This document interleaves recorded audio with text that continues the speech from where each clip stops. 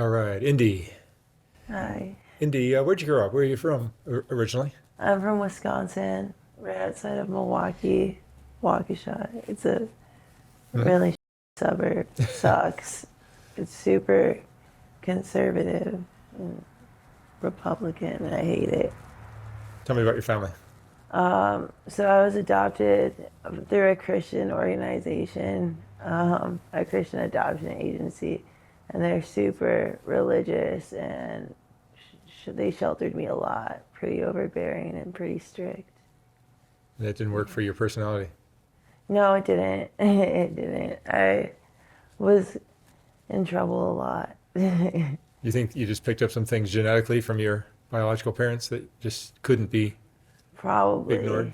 I probably did. That would make a lot of sense. Do you know who your biological parents are? No, no, my biological father isn't even on my birth certificate at all. And my biological mother, I know her name. I think it's Lori or something like You've never that. met her. But no, they actually had it on my adoption paperwork that I couldn't even know their last name until I turned 21 legally. And then How old are you now? I'm 24. Have you attempted to do that? I did. Well, I didn't like look too hard into it. I looked them up on Facebook and I couldn't find anything, so I just gave up. It doesn't really matter that much to me. Yeah. So, given that conservative upbringing you had, the religious upbringing, how did you get along with everybody in school or your friends or your family? So I don't know. I was always like really quiet. Actually, when I was younger, I fed into like a lot of those beliefs and stuff until I turned maybe like 13 or something because I'm bisexual. So, like hearing all this slant, like how being gay was a sin, it just didn't make much sense to me. And that's when I really started to form my own opinions. But my brother, he was the opposite of me. He was always like very good, listened to all the rules and stuff. And he was adopted as well? Yeah, he was probably my parents' favorite, but he is no longer a part of our family anymore because when he turned 19, he found his biological family and he got legally adopted as an adult. I didn't know that you could do that, but he got adopted out of our family. Hmm. Yeah. So now I'm the good child. I'm the only child. And what have you been doing with your life since school? Um, I, it, it's been an eventful like 6 years. You've been train hopping? Yeah, well, for three and a half of those, but before that, like when I was 19, I got a felony for weed, a pot conviction. Got in trouble for selling an ounce of weed, and they basically hit me with a bunch of other charges so that I had to plead guilty to manufacturing and delivering THC. And then I got kicked off probation because I was doing heroin. So I did almost a year in jail. And then after that, I went on the road. And you've been traveling around the country? Yeah, yeah, I have. I've been to like 42 states. Well, I spent a lot of time on the West Coast, I'm not gonna lie, but I've been all the way up to Vermont. Um, I haven't been up to Maine or Florida or anything. The first place I ever went was North Platte, Nebraska. Hmm. I So it was kind of an impulsive decision, going on the road or whatever, because I was always restless and I had always like heard about train hopping and thought it was cool. So as soon as I got my felony like taken care of or whatever, I was like, I'm ready to go on the road and just live my life. So I hit up this kid I had on Facebook, and they were like, well, I asked them if they could teach me how to train hop, and they told me they were like, I guess I can. They were kind of reluctant, but as soon as they told me that they would, I quit both my jobs on the spot and I bought a Greyhound ticket and I left with like $30. And And tell me about the train hopping experience. Is it scary going from one place to another um, where you don't even know sometimes not where you're going? really. I mean, sometimes I mean, there's been sometimes I've been overwhelmed a little bit. Like the first time I ever went to California, And I seen San Diego. The city was so big, it was overwhelming. But for the most part, it's never really been too scary for me. I like the feeling of being in a new place a lot. I think that it's exhilarating, I guess, to say. And being a heroin addict, does that make it difficult to travel?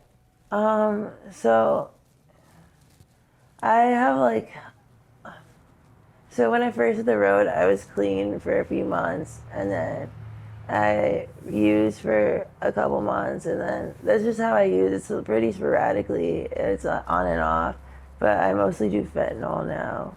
But same kind of addiction though. Yeah, yeah, it sucks. So when you're in Wyoming or Arkansas, where do you get your fentanyl? Where do I don't. I don't. I sometimes like, so like I told you, I have a bunch of like gaps of where I don't use, and then when I am using, I'll get stuck in a place like I've gotten stuck in Tucson for like a fat minute just using Vet. But And isn't the withdrawal difficult to go through? withdrawal, yeah, it sucks because I'm more of like a binge user. I'll binge for like a month and then I'll get clean again. And the withdrawal sucks, but you know, it is what it is. I do it to myself. What's the longest you've But been clean from fentanyl? like 9 months. I've been using 6 years, and the longest I've had as a stretch is 9 months. You've gotten clean from fentanyl for 9 months. Yeah, I don't know a whole lot of people that have done that. yeah, yeah. It wasn't easy. I just relapsed in May. You got to stop that relapsing thing. I wish it was that easy. It's just been like pretty. It's like a coping mechanism when I get so stressed out and overwhelmed. I don't know what else to do I mean, besides. what do you think you're coping like from? Trying to cope with? It's your childhood? No. So, um, so in May I went down to Oakland because I had taken a little break off the road and I went back home. I waitressed. I stayed in my parents' garage and I waitressed for a little bit, and then I went down to Oakland with some money I'd saved up, and I stayed with a friend out there and got a job, and I relapsed because of just abuse that I had been going through in a relationship. But then what's really been making it hard to quit was 2 months ago in October, right before I left Oakland, something, I'm sorry, something really shitty happened. I went against my better judgment, and um, somebody, I had, somebody, I got assaulted. Sexually? Yeah, yeah, they had a knife to my throat, and at one point they even told me that there was that they were gonna kill me no matter what I did, so I should just comply. And I really thought I was gonna die there, so I haven't been really clean at all since then. Mm, But you know, I'll get clean again that's eventually. horrible. Yeah, it happens, but for the most part, I guess I'm pretty lucky because in the 3.5 years I've been moving around and stuff, only that's only happened once. And that was At while you least were, that gnarly is something that bad only happened once. and that's while you were staying with your parents. No, that was That's, in Oakland when I was staying with a oh, friend. I see. Yeah.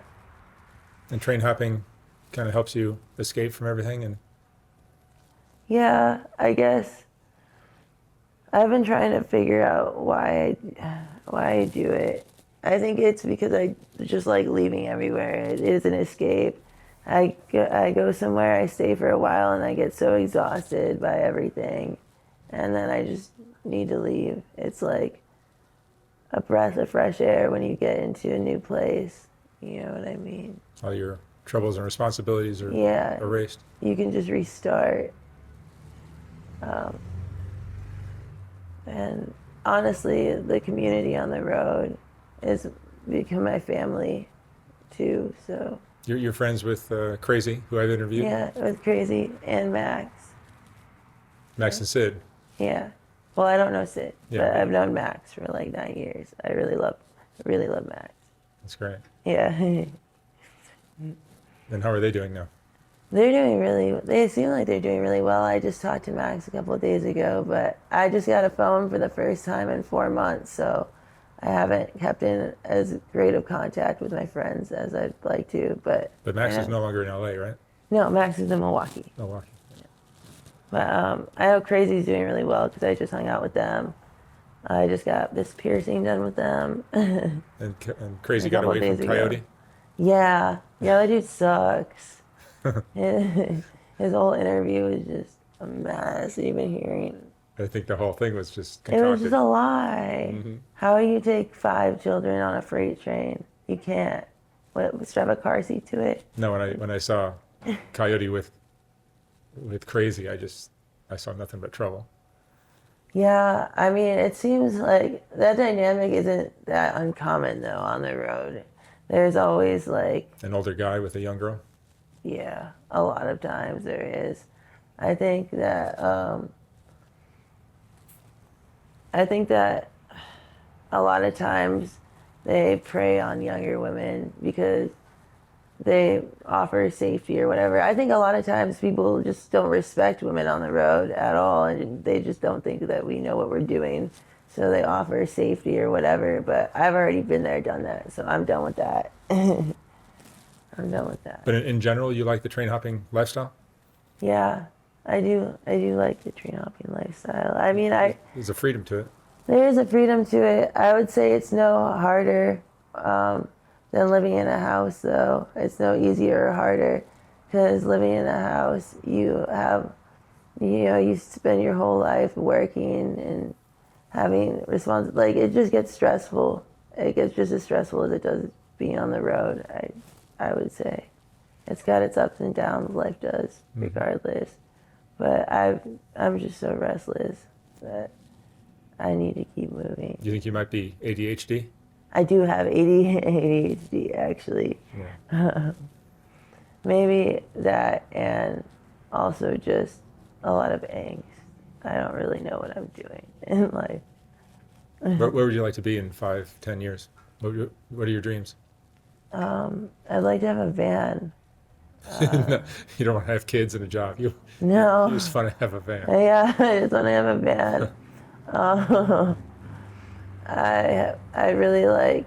I've got a dog already, so that's enough for me. But I'd really like to get the van for my dog, so me and her could just chill and we can travel the country and like stop when we want to and get jobs. Because then I'd have a place to live. Because it's not so easy to just go somewhere and get a job when you don't have a place to live. You know what I mean? Do you even have a driver's license? No, I don't. I have to. ID? Yeah, I just lost my ID like 2 days ago. Yeah, as a fentanyl addict, no fentanyl addict has their ID. I had mine for a long time, dude, and literally just lost it. I'm pretty bummed about it. The fentanyl addicts here on Skid Row just get stripped clean of everything every time they fall Yeah. asleep. Because when they sleep, they're basically a dead carcass, and everyone knows that they can just Yeah, that's why empty I their don't pockets. sleep on streets like that, though. Like Skid Row, like I wouldn't ever like pass out on Skid Row or hang out there too long. What like are you that. doing on Skid Row now? That's where I found you. What I'm doing, I mean, I would go to Cop That's to right. pick up, but like not to sleep, like Right. not to Well, set you're up honest. camp. You're one of the few ones that's honest. Yeah, like I came down here to do drugs, but I definitely I know better than to camp where you cop. That's not a good idea Yeah. because there's too many people stealing. I'll take a transit bus out to like a suburb and I'll pass out and under a bridge or something by myself. That's one of the things I learned. Train hopping. You never want to stay shelters. Well, at least that's how I was taught. There's like rules to it too. It's not just like hopping trains. There's like a whole lifestyle. We just do homeless different. We don't stay in shelters. You don't camp in tent cities ever, ever. You stay by yourself for the most part, or with the other traveling community. And I think it's better that way, honestly, because I've noticed a lot of like tent cities and local homeless communities, they have a huge issue with like people stealing all their Oh stuff. yeah, all, everyone here gets all the robbed time. every time they sleep. Yeah, that's when I was down in San Fran, actually down in the Tenderloin. I like, I would go there to cop and use, but I would count like how many times per day I would hear somebody like freak out because they got all their stuff stolen. Actually, it's kind of sad. I did meet this one kid, and they looked kind of bummed out. So I asked them what was wrong one day, and I was like, "Did you get something stolen from you?" And he said, "No," because he said, "No, I get stolen from twice a week. Everything I own, I don't even care anymore." He was bummed Yeah, out about my stealing saying is that the state bird down here on Skid Row is somebody laying on the sidewalk with their shoes gone and their pockets stuck out like rabbit ears Yeah, dude. because everything they own, except maybe their pants. And especially if you're an opiate addict too, like, and you know you're gonna nod off, then you should probably, you know, not do that where everybody's gonna steal from you. But I'm pretty nice about things. I'll wake people up all the time when I see them nodded off. I wake them up. I hand them back their stuff when they drop their purses or their wallets. I always tell them they're lucky that they ran into me because I'm really nice. I'm not gonna steal from them. I'll hand it back. What emotions do you go through living this lifestyle? What emotions Do you I get go depressed through? or anxious, angry? I've been really depressed lately. For the most part, that's all I've really been feeling is just really, really depressed. But sometimes I feel happy. Sometimes it's like, it's been really good. I'm like, sorry. sometimes it's very, very soothing being on the road. I felt like when I first went on the road that it was very healing. Because you don't have very many distractions. It's just you. You're not worried about material possessions or when you have to pay rent, and you have a lot of time to focus on yourself and really get to know yourself. And even though it's not always good, sometimes, even though it's not always easy, sometimes, I'm sorry, it's not always easy, but it's worth it to live like that, because right now, like, I am pretty depressed, but, I have the ability to be able to feel those emotions and work through them and really self-reflect. Did you feel loved when you were a kid? Not really. My brother was super, me and my brother were opposites growing up. He was like very social and athletic, and he was, You were the whatever. black sheep of the family? Yeah, I was. You felt misunderstood by everybody? Yeah, and they always made it like I always used to get yelled at for being depressed or having anxiety a lot. And I don't really know why they would yell at me for that. I used to go in my closet. I used to put a chair in my closet, and I would cry in my closet. But me and my mom are good, on better terms now. She got on meds, and she went to therapy, and I mean, it's better now. That's all that matters. I try not to think about my childhood too much and what could have went better, because it happened. It is what it is, and like, my parents are just people too. Because if I had kids, like if I had a kid right now, they would be fucked. I would not know what I'm doing. So I hold no resentments to my parents. There was no abuse or anything in your childhood? So like they used to put soap in my mouth, like liquid soap, when I would like say bad words or have an attitude or whatever. They would put a timer on because the Tabasco sauce didn't work well. I liked hot sauce, so they would put liquid soap in my mouth, and I would have to hold it to a timer so it would burn. They always had a wooden spoon hanging up, just as, so that as a reminder, so that I wouldn't do bad stuff. But I got spanked with it every day. She broke it on my mom broke it on my back one time when I was like pretty young. I was like maybe 5 or 6, and she broke the wooden spoon over my back.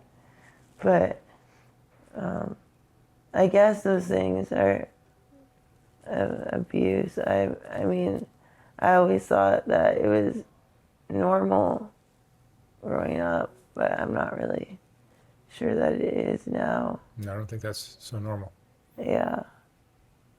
What's your biggest fear? What do you worry about now?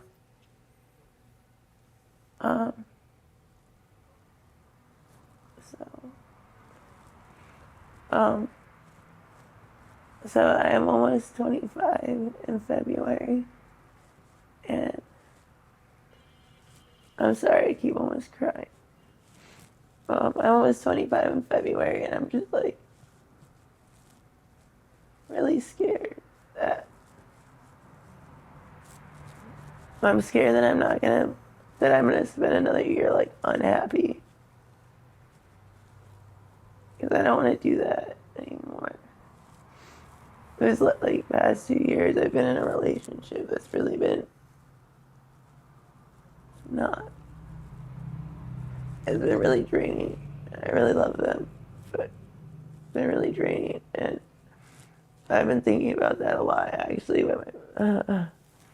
And I'm really scared that I'm gonna turn 25 and I'm gonna spend another year just feeling like a shell Yeah. of a person. It's going to be up to you to make a change. Yeah, you're right. It is. You can't expect him to or her to straighten out. It's just hard because it's hard for me to let people go.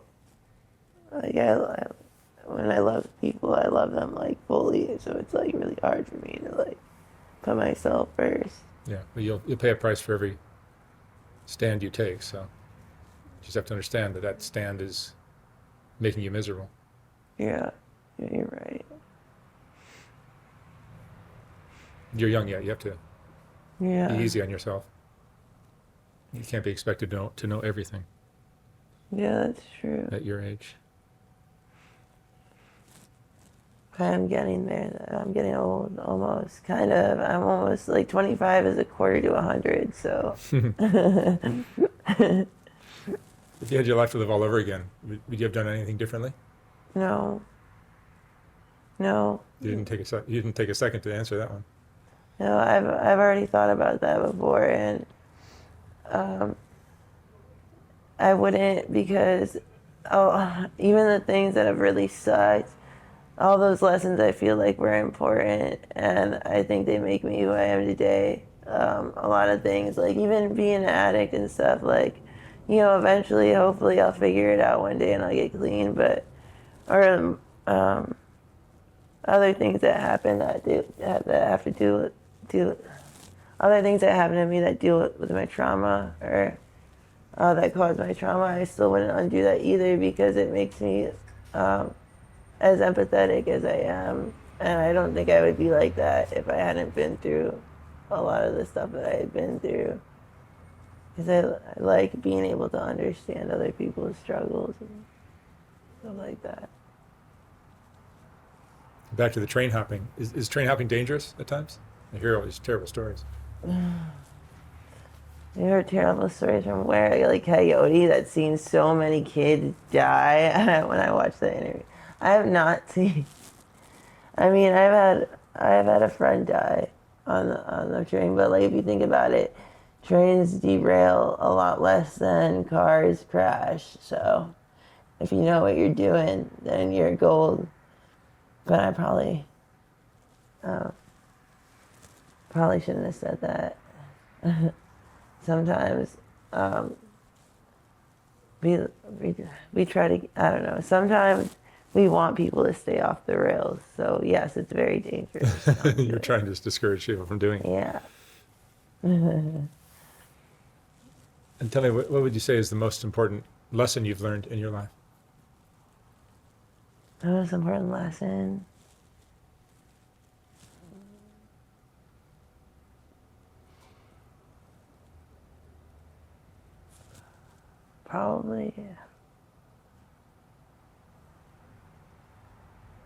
Probably that other people don't feel things the way that I feel things, because that's like something that's actually the lesson that I've learned most recently that's caused a lot of like damage in my life is I don't understand why people do things, and I think that just because I wouldn't do something or because I would do something that somebody else would do that, but just because I feel certain emotions doesn't mean other people have the same motives or conscious that I do. They don't. We're all wired differently. Yeah. Yeah, that's for sure. All right, Indy, thank you so much for sharing your story. Yeah, thank you. Be careful out there. Good luck. Thank you.